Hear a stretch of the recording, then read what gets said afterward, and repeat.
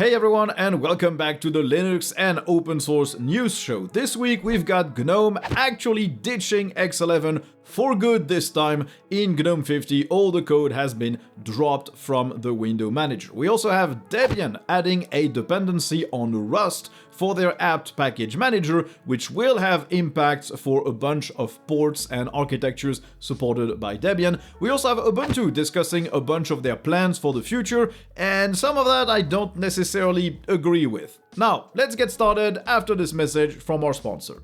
This video is sponsored by SquareSpace. It's your all-in-one platform to create, publish, and manage your website. Squarespace has really easy tools to make sure that anyone can end up with a really nice looking and well-optimized website, no matter if you know how to code or not. They have what they call their blueprint system, which lets you pick from a variety of templates that are pre-built and will suit any type of website, whether it's a simple blog, an online store, a video platform, whatever.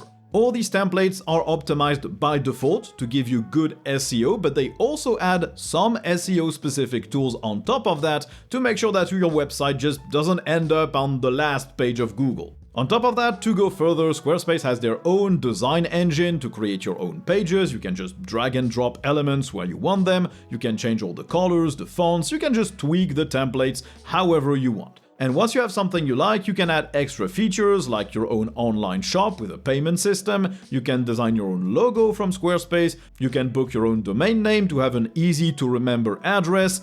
So check out squarespace.com/TheLinuxExperiment or just click the link in the description below and you'll get 10% off your first website or domain purchase. So, it is finally done. Mutter, GNOME's compositor and window manager, has now ditched the X11 backend entirely. This merge request is 4 months old and it was merged this week, meaning GNOME 50, releasing in March 2026, will simply no longer support an X11 session at all. X-Wayland will still work, of course. Apps that don't have native Wayland support will still run without problems, or at least without significant problems. X-Wayland is almost perfect, not fully perfect, but almost. But if you did not want to use Wayland, then you're going to have to move to another desktop, which I would assume most people already did a while back because GNOME was very clear on their intention to drop that display server. A few things still need to be merged to adapt to that change. For example, the GNOME kiosk, the modified GNOME environment for fixed single-purpose computers, has a few things to remove, some conditions on detecting X11 or Wayland. I'm sure other places in GNOME's codebase have some stuff that needs to be pruned or to be removed as well, but yeah, this is going forward. Now, we all knew this was happening. I personally think it's fine. I've been a strong proponent of Wayland. I've been using it for years now without any real issue whatsoever. X-Wayland works when you need it. And honestly, if you did not like Wayland at all, you probably were not using GNOME as well. Because, well, they've been very clear on the fact that they really wanted to ditch X11. You still have plenty of choices, but it is clear that in the future, these choices will just shrink considerably because Plasma will remove X11 with Plasma 7. XFC is working and finalizing their own Wayland session. Even Mate is working at it. I can't see Cinnamon or Elementary OS sticking with X11 for more than a few years after their fully featured Wayland session is released. So this is something that will happen to almost every major desktop. I'm sure some of them will keep X11 compatibility somewhere, but the major ones, you're just going to have to move to Wayland to use them. Now, something that is sure to annoy some people, Debian's package manager, apt, will have a hard requirement on Rust starting in May 2026. Debian developer Julian Andres Claude posted on the Debian developer mailing list that he intends to add hard dependencies on Rust in apt, notably the Rust compiler and the standard library. The goal is to have the code that parses HTTP signatures, that parses .deb, .ar, and .tar files to be more memory safe, which is one of the main advantages of Rust. He also says that if someone maintains a Debian port that doesn't currently have a working Rust toolchain that would support this dependency, they need to build one or they need to sunset the port they were working on, meaning they need to stop working on it. As he says, Rust is already a hard requirement for all officially supported Debian ports. There are 7 of those, but there are also 11 unofficially maintained ports, which probably don't have all the required Rust support. They might have, but they also might not. These include GNU Herd, 64-bit and 32-bit, PowerPC and its 64-bit variant, and more notably a few 32-bit only architectures that might not have the required Rust toolchain and might not even be able to have it. Now, this means there is a high chance that some of these unofficially maintained ports will just stop working or stop being able to use the apt package manager, because if Rust support is not up to par for these ports, then it means they can never really meet that hard dependency and have the required toolchain to support all of that. So hopefully this gets fixed. It would be annoying to have a split in the community due to that, and it's definitely not going to help Rust's image among people who already don't like it, but I do understand the will or the need to move to a more memory-safe language, especially for something super critical like the package manager. Now this week, Ubuntu discussed their plans for the desktop. Both Mark Shuttleworth and John Seeger, the VP of Engineering at Canonical, shared their vision for the future with ZDNet, and it looks like Shuttleworth still believes that there's a place for the Linux desktop. He says he would like to be part of open source winning the desktop space, and he thinks that Linux has the potential to deliver a desktop with what he calls universal appeal. But he also says that the Linux community needs to understand that desktops should not be built for engineers. Things should be simple and just work, which is something I agree with, but also it already isn't true of the other proprietary desktops like macOS and Windows. They're neither simple nor do they just work if you're interacting with them for the first time. The plan for the future of Ubuntu is, thus, first, to make the Ubuntu building process more transparent with documentation and communication channels being consolidated, Matrix becoming the primary communication channel. They're also looking at automating the building process to the maximum, and they want to move to more Rust-based tools to limit memory-related issues. As per Snaps, they're going to be adding their permissions framework in 26.04. It is already available, it has been for a few releases, but it was experimental and disabled by default. It's basically like Flatpak permissions, but it's also kind of better because the user is being asked if they want to grant that permission, for how long they want to grant it, when the permission is actually required, when Flatpak would just block the action and the user would never really know why that failed. Now, I do agree with Shuttleworth on this. We do need Linux desktops that aren't built by engineers for engineers. They need to be built by engineers, but they need to be built for the general user in mind. But I would argue that's really kind of the case right now. If you look at Cinnamon, if you look at GNOME, if you look at KDE, UX and UI is at the core of what they do now. There are still some features that are being developed in a first version with a more haphazard UI, but generally what is being released is already extremely good quality, visually and UX-wise. You might not agree with the UX decisions that are being made, but generally UX is taken into consideration when those features are being built. This was not necessarily the case years ago, but today I don't see many desktops building features that don't have a nice, understandable user interface where text is thought upon, where the button sizes, the button placement, the button labels aren't really thought out. So I don't think that's really a problem today. We also have more on Ubuntu's plans with an interview given to The Register. Questions asked were a bit more incisive here, notably on Ubuntu Core, the snap-only version of Ubuntu that has some very interesting concepts, like shipping every part of the system as a snap, so you could swap out an old desktop environment for a brand new one while keeping everything else on the system extremely stable. Or you could get a much newer kernel on what is the equivalent of an LTS, for example. Canonical says that this new distro will not be the default for 26.04, for 28.04. It's probably 5 to 10 years before Ubuntu Core becomes the default experience and the current classic Ubuntu becomes an alternative download. But they do have plans to make Ubuntu Core the default product in the future. They say progress is slow. They've revamped the architecture of it because swapping components wasn't as modular as they wanted. They're also waiting on the permission stuff that they're working on for snaps and on the TPM-backed encryption as well. They're making progress with each Ubuntu release. For example, in 26.04, they want to try and ship Pipewire as a snap, which would let them test things out for Ubuntu Core in the future. They also talked about Flatpak, saying it is not a priority for them, although they have put a series of tests in place to ensure that they don't break Flatpak support entirely in the future, like what happened in Ubuntu 25.10. They also argued in favor of the snap model with a single store, saying that multiple stores basically give more control to other people on your computer, which I would argue is true for deb packages, because yes, Debian packages will be installed as root and they can run scripts post-install with root permissions, but that's just not true for Flatpaks. You don't install Flatpaks as root and they don't run scripts in the background. They also say that the current Linux desktop is not polished in many ways compared to Mac and Windows, which I would personally disagree with. And they say it's likely due to always wanting extensibility, plugins, and the like. Now, this whole interview read a bit arrogant to me. You'll read it and tell me what you think in the comments.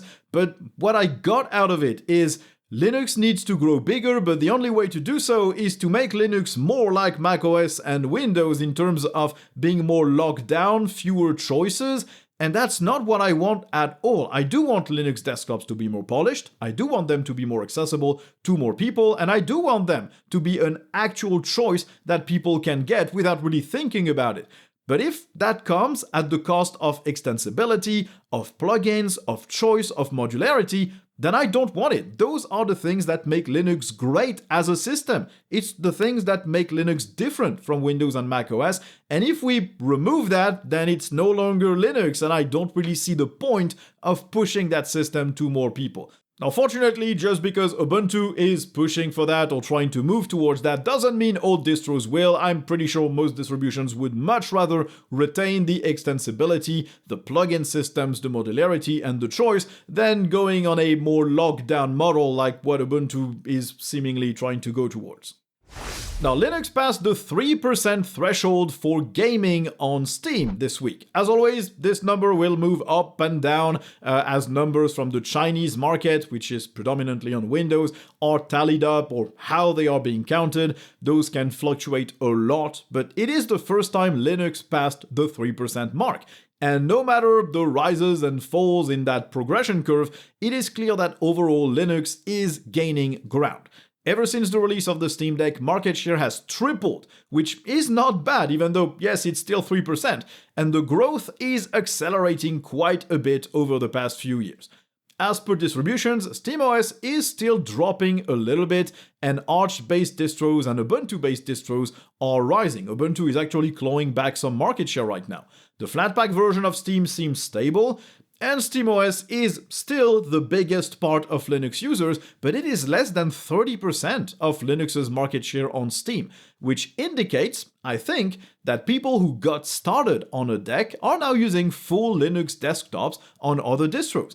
And maybe also that the influx of new Linux gamers isn't necessarily coming from the Steam Deck, but also just from regular Linux distributions. That's really cool. 3% is definitely not a lot, but it's still millions and millions of computers that game developers are starting to address. We're still seeing some games being locked to only supporting the Steam Deck and not a regular Linux desktop, but those are few and far between, and it's just a good progression. So pretty happy about this one. Now, another week, another AI-induced disaster as the Japanese branch of Mozilla's support community, called Sumo for Support Mozilla, where that branch has officially disbanded after 2 decades of work translating and supporting Mozilla products. Why did they disband? Well, it's because Mozilla introduced SumoBot for their community at the end of October, apparently. It's an AI-based tool that edits and approves Japanese knowledge-based articles, all without any community or human oversight, unfortunately. The bot apparently disregarded the translation guidelines, so it was inaccurate and way too literal. It also erased existing translations that had been made and approved by the community, it automatically approved machine-translated articles and content for archived articles in a time frame that is way too short for human contributors to review those changes, so they were automatically applied, and it just didn't cede control at all to the community, rendering it basically powerless. Apparently 300 articles were overridden without any prior test, and the community calls it mass destruction of previous work and an explicit violation of the Mozilla mission. The leader of that team thus decided to stop contributing. He says he prohibits all of his translations being used as learning data for that bot, and he requests the removal of all his translations from the bot's datasets, something that is very unlikely to happen. Now, judging from the comments under his post saying that he was leaving the community, some other communities seem to have fewer issues with this, so maybe it's more on a language per language basis, but what is sure is that this is an AI tool that has permissions to automatically do stuff that a human should always review first. If you look at the Fedora guidelines for AI, they have the right way of doing it. Yes, anyone can use AI in any part of the workflow, but the human still makes the decision, and the human is held responsible for those decisions. You never want to implement an AI system that decides anything without human supervision, because those tools are just not capable of doing the things companies selling them say they are capable of. They're just not good at those things. They can be very good, but they can also be very hit or miss. And if you don't have a human reviewing this stuff and approving it, then it leads to disaster like it has for the Japanese community for Mozilla. Deploying that bot was a huge blunder by Mozilla. It feels like the community wasn't well consulted on that again, which is the thing people always have against Mozilla. They stopped listening to their community and they keep doing that crap, and I don't know when it will stop, but it is really disheartening. Now, the Linux Mint team showed off a few new changes coming to Mint and Cinnamon. First are some new and improved troubleshooting tools. So the System Reports tool, for example, has received a lot of love. It was rebranded System Information. It now shows a lot of technical details about your hardware and your software, including system reports and crash reports. Think System Information tool from KDE, but without as many entries in the sidebar. It still gives you a view of plugged-in USB devices, of your GPU feature support, of PCI devices that are detected, and some BIOS information. All of this is graphically handled, unlike KDE's tool, which often just prints some text without sorting it in a nice little graphical list. A new tool is also coming called System Administration. It, for now, only handles the boot menu settings, so the grub settings. It lets you hide the grub menu, it lets you change the duration if you want to see it, and it also lets you add boot parameters. On top of that, Cinnamon also gained more symbolic icons used by their X apps, and the new menu design has more config options, notably to move the search bar to the bottom of the menu and to move the system power buttons in the sidebar instead of the main panel. Now, those are important changes. Those graphical system information, system management tools are absolutely needed. People coming from Windows or macOS expect those things to be graphical. And yes, the command line lets you do so, but having a graphical way of looking at all of this is crucial. KDE has them, even though they're not as polished, and now Mint has them as well. And hopefully GNOME can get all of that as well in the future. Now, the Flatpak packaging system is making progress again. After a worrying situation earlier this year where maintainers had apparently left the project and pull requests were not reviewed anymore, the project is back on track with the release of Flatpak 1.17 this week, the first one in 6 months. They've made progress on a bunch of future stuff, for example, defining which Flatpak apps are pre-installed on a system, with the Flatpak tool installing and removing stuff according to that well-defined list. It can also allow for installation of OCI images and remotes. There's also a backwards compatible permission system, meaning apps can move to the new permission system that's more restrictive without breaking the application on older systems that don't have the latest version of Flatpak, which is good because Flatpak is supposed to be package once, release everywhere, so you do not want backward compatibility problems. Documentation has also been updated to reflect all of that. There are also plans to work on a systemd daemon that would let the system query running app instances so they can be authenticated. This would, as far as I understand it, allow to retire the older socket system that is apparently a burden on developers. The application will be able to communicate its identity more clearly to the system, and stuff like Wayland compositors, Pipewire, and other things could just plug into that more easily. There's also some progress on the session save and restore portal that applications could use to restore their sessions. Now, it's good to see the format evolve a little bit. I had no idea that the project had lost a bunch of maintainers and was basically stagnating, so it's good to see it resume some work. I personally am a big proponent of Flatpak. I never made a secret of it, but obviously if we want it to become the de facto standard, which I know a lot of people don't, but personally I do, if we want that, we do need the format to evolve, we do need the remaining issues with it to be fixed, and so having more people working on that is good. I will conclude this video by talking about Elementary OS. They dropped their own system monitor, which will be a default app going forward. It is built with GTK4 and it looks really good, with beautiful graphs but also tons of information. It also of course has the usual list of processes with details about the process you selected appearing in a sidebar, letting you quit or terminate processes, seeing the list of opened files for that process. I honestly wasn't expecting an app that complete and detailed from Elementary. They generally tend to stick to much simpler design, and this one manages to look clean and also show plenty of information, so well done to the developers. They've also published many bug fixes to their window manager, which fixes high DPI issues, animations, menu positioning, and also gives better performance. There's also a new blur effect in the Alt-Tab switcher. This will also be applied to the dock and the notifications in the future. Folder icons got a redesign, a bit more rounded to match the rounded corners of the Elementary OS applications, and other icons were revamped as well in the system settings. When apps are missing certain icons, they will automatically fall back to Adwaita now, so there are no missing parts in the UI. Their code text editor /IDE now has notifications to let you know when cloning a Git branch has completed. The file manager now lets you configure the date and time format that is being displayed in the file manager, and there are some small updates to the system settings and lock screen as well. As per what's coming, they're going to publish a complete package, which is Elementary OS 8.1, with all the improvements since the release of Elementary OS 8, plus probably the hardware enablement stack, the latest one at least, from Ubuntu 24.04 LTS. And so all big new features will now be targeted for Elementary OS 9. It doesn't have a test image yet, it will be based on Ubuntu 26.04, but it likely won't arrive for months after the LTS release, because Elementary OS tends to have their major versions quite late after the Ubuntu LTS drops. Now that's interesting stuff. It looks like finalizing the GTK4 transition in Elementary OS really opened up the door for working on more features, more settings, more configuration options, and that's, in my opinion, what Elementary OS needs. It is super polished, it has really good applications, but it needs a few more features and a few more settings to really have bigger appeal. And it seems like that's what they're working on, and a lot of people seem to be contributing as well, so I'm glad to see the project is healthy, and yeah, it's still something I really enjoy in the Linux ecosystem these days. Just like I enjoy our sponsor, Tuxedo Computers.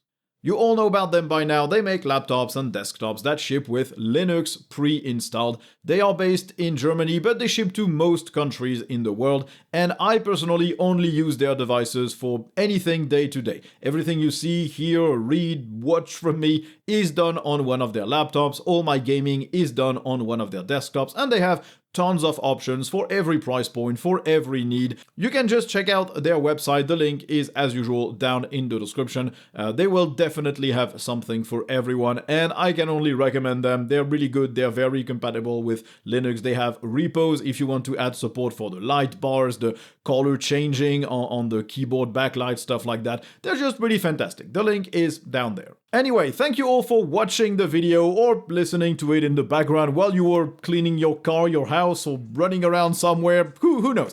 Anyway, you know how to support this show. All the YouTube buttons are here, the comment section is here, and you have plenty of links down in the description. You know how this works. Thank you all for watching, and I guess you'll see me in the next one. Bye!